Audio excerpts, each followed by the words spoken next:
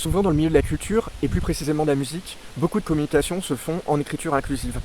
J'avais déjà fait une vidéo humoristique sur le sujet, et là je voudrais simplement partager ma réflexion. Je comprends bien que ça peut être utile d'utiliser l'écriture inclusive, car la langue française est parfois ambiguë.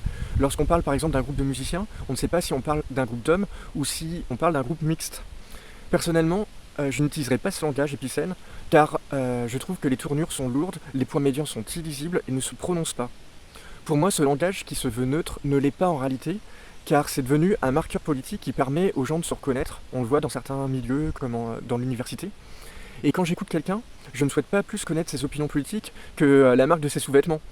En réalité, quelqu'un qui m'écrit en écriture inclusive me dit implicitement qu'il vote Mélenchon ou Sandrine Rousseau.